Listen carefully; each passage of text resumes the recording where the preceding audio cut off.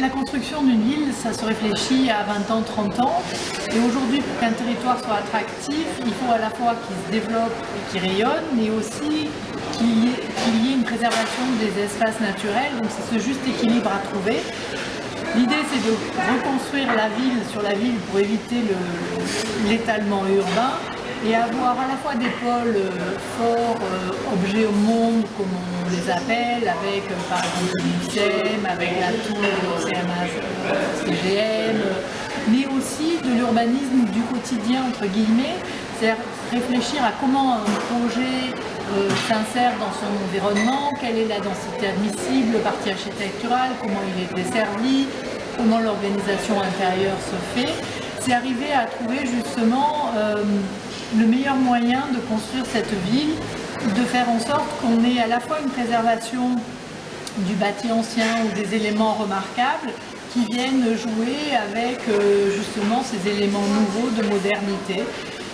C'est faire en sorte que cette ville soit agréable à vivre et surtout une âme. Et pour qu'elle soit attractive, il faut qu'on ait vraiment une volonté de réaménager les espaces publics, comme on a pu le faire sur le Vieux-Port ou sur toute la façade littorale avec le MUSEM, le J4, essayer de poursuivre justement cet aménagement-là. Avec le J1, on est en cours de négociation avec le port où là, nous devons être déterminés pour que le port continue à s'ouvrir sur la ville. C'est l'une des priorités.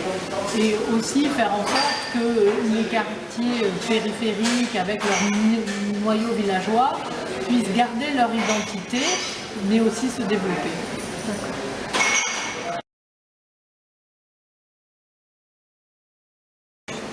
Alors le Vieux-Port, la première tranche a été réalisée avec l'ombrière de Foster, qui est un élément essentiel. L'idée, c'est d'attaquer la deuxième phase avec le réaménagement côté quai de Rive-Neuve. Et la ville, par ailleurs, mène des études pour avoir un franchissement d'un fort à l'autre. C'est-à-dire qu'aujourd'hui, on s'aperçoit que le flux piéton côté hôtel de ville a été augmenté de 200%. Dû à cet aménagement, mais qu'on n'a pas le franchissement attendu de l'autre côté du Vieux-Port. Donc on réfléchit à un moyen de déambulation du Fort Saint-Jean au Fort Saint-Nicolas, mais comment, est-ce que ça peut être un lien interquartier pour des trajets quotidiens?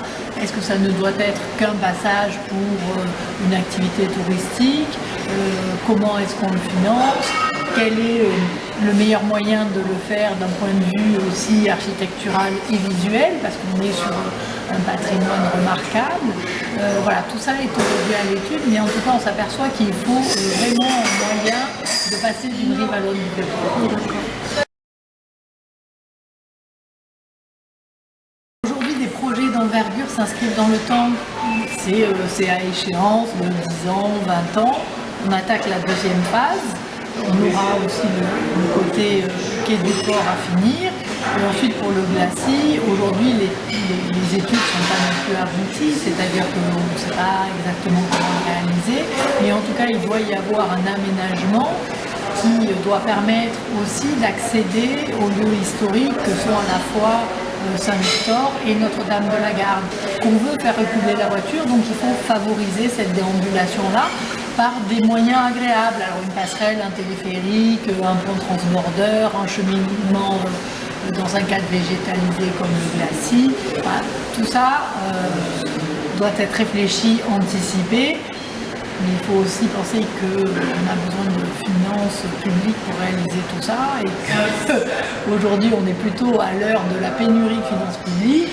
Donc ça doit s'inscrire dans le temps avec un phasage, mais garder en ligne de mire toujours ce projet abouti.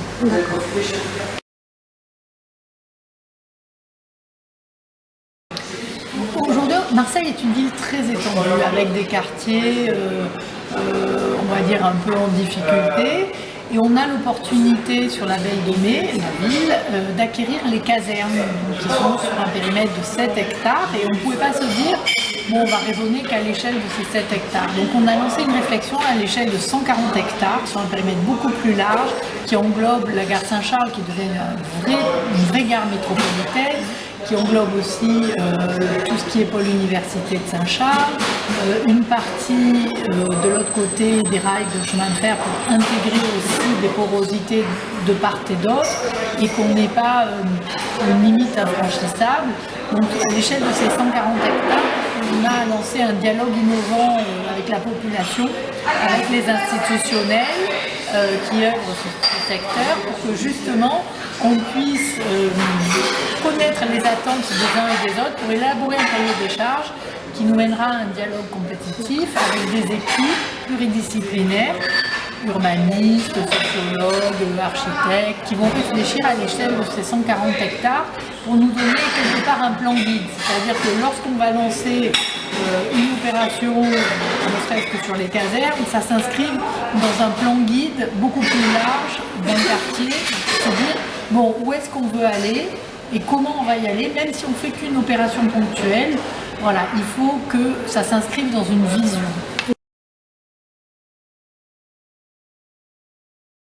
Exactement, de ce qui ressort, on a les besoins pour faire fonctionner ce quartier et on a aussi les attentes de la population en matière d'espace à vivre, c'est-à-dire d'espace vert, d'espace ouvert sur la population, parce qu'aujourd'hui, tout fonctionne en périmètre clos, c'est-à-dire que les casernes sont fermées par des grands murs, la friche de la Belle de Mai, qui est un élément fort de ce quartier-là, a tendance à fonctionner elle aussi en vase clos, à peu s'ouvrir, en tout cas c'est le ressenti de la population sur la population extérieure. On a ces rails qui font barrière, donc l'idée c'est de donner un petit peu de respiration et d'ouverture à ce quartier-là.